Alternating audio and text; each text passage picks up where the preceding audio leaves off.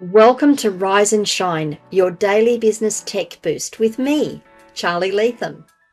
If you're a small business owner looking to simplify technology and get real, actionable advice from someone with 35 years of IT experience, you're in the right place.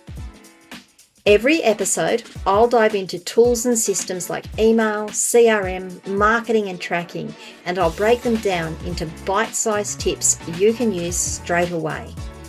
Your time is valuable, so let's get straight to the point.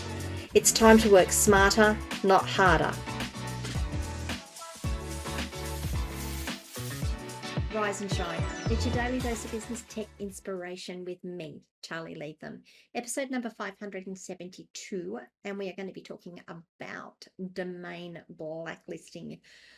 And what is a blacklist? I hear people say, what's that?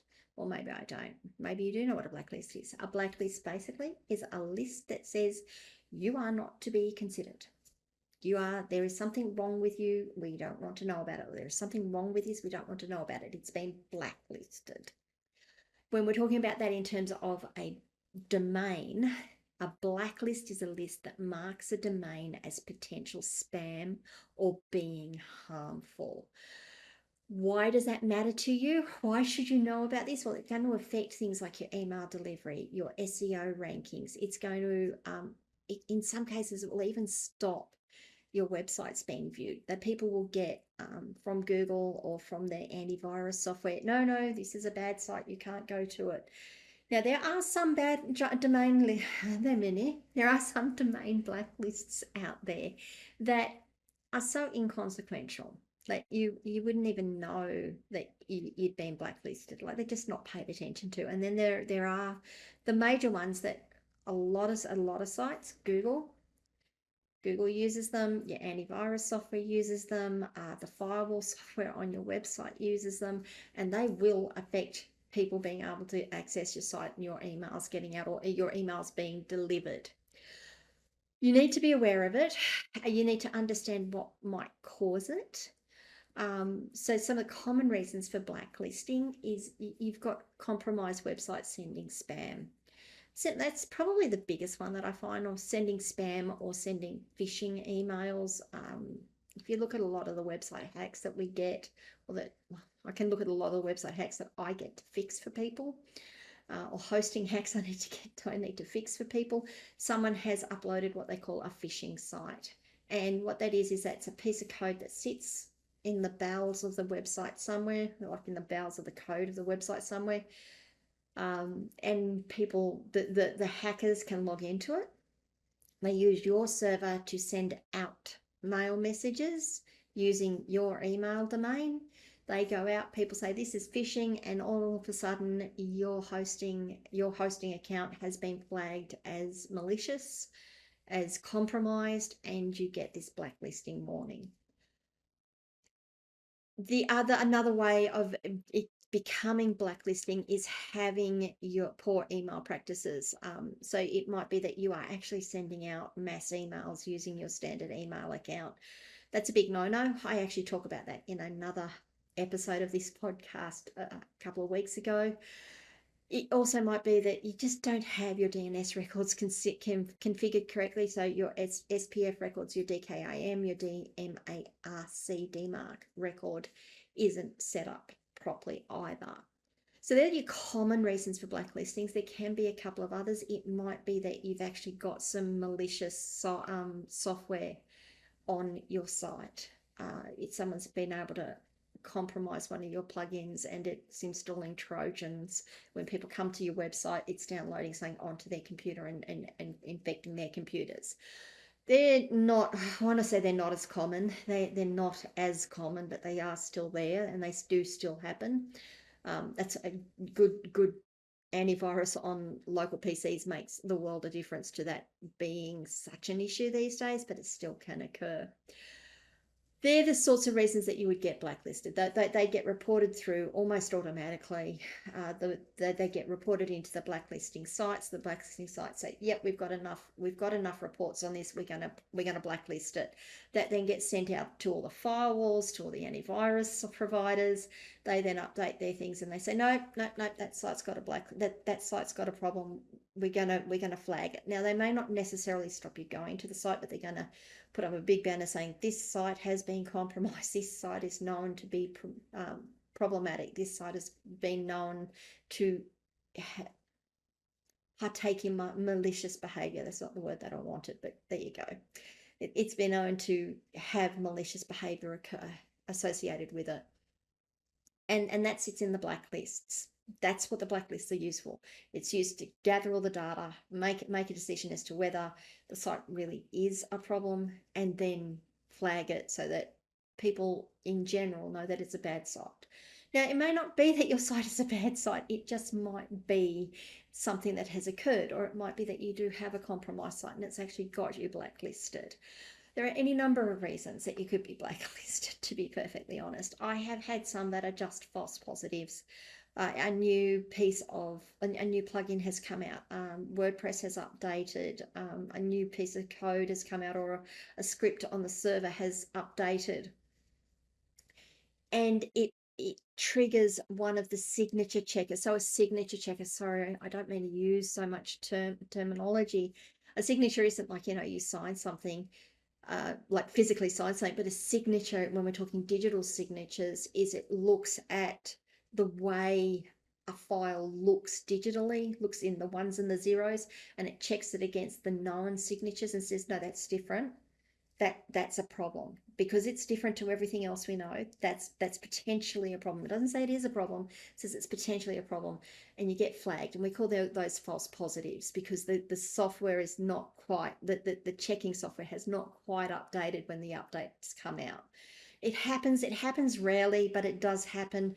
Some antivirus providers are far worse at flagging false positives than others. And they're the ones that we normally say, yeah, we wouldn't use those antivirus providers because we know they cause us problems because they're not fast enough. I want to say they're too strict. And yeah, that sounds like it's being terrible. Yeah, they just cause false positives. Let's just leave it at that, shall we? Okay, so they're the reason, that's what a blacklist is. They're the reasons that you might become blacklisted. So how do you find out if you're blacklisted? Well, first of all, mails might start bouncing, saying, no, we couldn't deliver this. You're getting these messages saying we couldn't deliver the email. And when you have to look through all the code that you get back in the bounce message, and it says, you appeared on this blacklist. It actually says you've appeared on the blacklist. And then you can start the investigation process. If you're not sure and you're getting these sorts of bounce messages, you send them off to someone like myself who can read them and try and work out what's happened for you. So that's one way, is you're going to get bounce messages. You may actually start getting messages from people, phone calls, text messages, whatever, saying, did you send that email? Because I haven't got it. It just disappears into the ether and you don't get any notification that it hasn't been delivered, but it doesn't get delivered. It gets caught in a spam filter somewhere along the way. So emails are a good indication that you've got a problem with your domain. Sometimes it will just simply be that you search for your site on Google, someone clicks on the link and gets this message saying this site has been known to have malicious software, malicious site ahead. Do you wish to continue? And it pops up a warning. It might be that people get their antivirus software on their computer popping up warnings. So those sorts of things, you really are relying on people telling you that you've got a problem. It's really difficult to know that that's occurring if you don't know that it's occurring. You can also perform checks on places like MX2 Toolbox, mxtoolbox.com. One of my favorite sites for doing these things. There is a blacklist check. You can go and check it.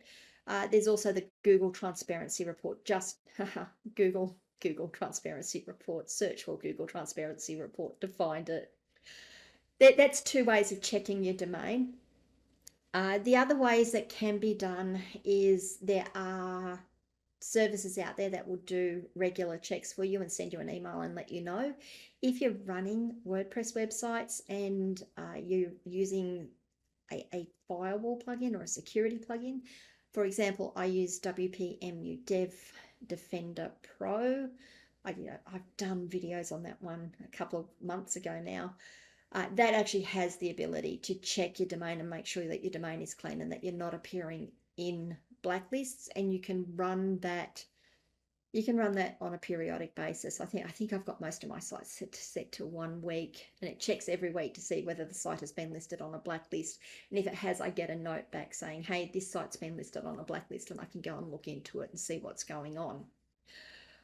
How do you get off of them? Well, there's a few ways. First of all, the first thing I'm going to say is if you get a notification that your site has been blacklisted or your domain has been blacklisted, you need to make sure it is clean before you do anything to ask to have them removed from the blacklist.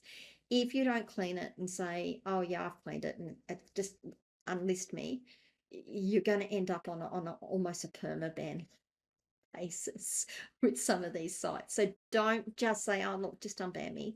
You've got to make sure you've addressed the root cause. So make sure that you've got someone who, if you don't want to do it, get someone to scan your site. Make sure you've got no malicious code.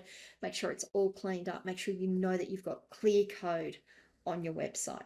Make sure that your DNS records, your DKIM and your DMARC records and your SPF records for your email are set up correctly for your domain and for your website or for your hosting provider. Have a look at the blacklist provider themselves and see what other hints and tips they might give you. They might have something specific that you need to address. But the big thing is, before you go any further in trying to get yourself removed from these blacklists, you need to make sure you have fixed the problem. So find the problem and fix it. Once you've done that, sometimes removal is automatic. The blacklist provider will just double check every now and again. Will just check every now and again and say, oh yeah, you're clean, and let you through. They take a little while to do. Some of them can take a week or so to get you unlisted. Some of them will have a manual unlisting process. The other ones I normally prefer, to be perfectly honest. It's a bit of a pain because you've got to go and fill in a form and tick boxes to say, yes, you certify all of this, but you can normally get yourself unlisted fairly quickly that way. You do have to check the blacklist provider itself to see how you get removed from it. The big thing I'm going to say here, and it's something I found as a junior dev, it was a junior provider, junior hosting provider, I guess, very early, very, very early in my career here, is that some of these blacklists, in inverted commas, in double quotes, will tell you that if you want to be unlisted, you need to pay us an unlisting fee. I highly recommend against paying anyone to pay them an unlisting fee. I have yet to come across, it doesn't mean to say they don't exist, but I have yet to come across one that appears to be reputable in that manner. So if they are charging you to remove yourself from their blacklist, I would suspect that it is more of a revenue raising situation. And if you check those blacklists against who uses them, not many people use them. And because not many people use them, they're not going to affect you. So you can probably just sit on that blacklist forever and a day. And maybe they'll go out of business, and you won't be listed anymore.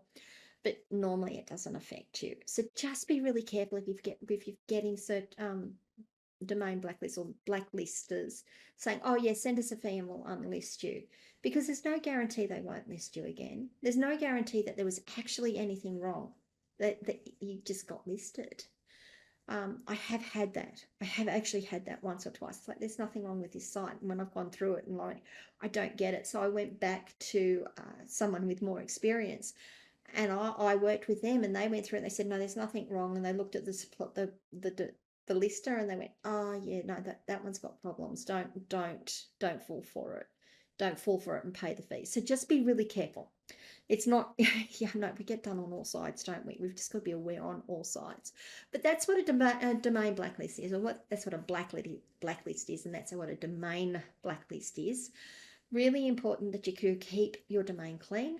You can do that simply by making sure that your website is always clean, that you keep it scanned, that you keep all your plugins updated, that you make it really difficult for people to get into to do malicious things. Make sure your email records are up to date, your email DNS records are up to date and current, and do all the things you need to do. Don't go spamming people with your email. Now, I'm going to put spamming in double quotes there. A lot of people will try and send out mass emails from their standard email client on their computer. They'll go into Outlook or Google Mail or Zoho Mail and say, yeah, just put all of these people in the to line or in the CC line and press send. There are fail safes on all of these providers that stop you doing that, and they will actually restrict use from sending mail. But that will also go out into the internet. Like if you get enough of those emails out and enough people press the button to say we think this is spam, that's going to affect your domain reputation as well, and that's going to get you blacklisted too. If you want to send mass emails, even if they're not marketing emails per se, use a tool like Zoho Campaigns or MailChimp or MailerLite. Don't use your personal email, your standard email, to send out lots and lots of messages in bulk. Okay, enough ranting, Charly. Alrighty, I hope that's giving you some idea on what blacklisting does, why you might be experiencing some problems, some of the causes for it, and how you can fix it. I didn't exactly tell you how to clean up a website. It's because it's a different process altogether, and it really depends on why you got why it needs cleaning up as to how you go about cleaning it up. If you have comments, questions, feedbacks, if I have said something that you disagree with, if I've raised questions that I haven't answered and you'd love to know what that answer is, please leave comments wherever you're watching or listening to this video, or come across to my community, askcharlyleetham.locals.com, join the conversation there. If this video has been helpful to you, please give it a like, and if you haven't already, please subscribe to the channel and ring the notification bell so you find out when I drop more content. And I'll see you all tomorrow. Bye. Hey there, thanks so much for tuning in to Rise and Shine, your daily business tech boost. I hope today's episode gave you some actionable insights that will make your business tech work smarter for you. If you found value, be sure to subscribe, leave a review, and share it with other small business owners who could use a daily boost. For more tips, tools, and resources, visit www.askcharlyleetham.com. Until next time, keep rising, keep shining, and let's make tech simple together.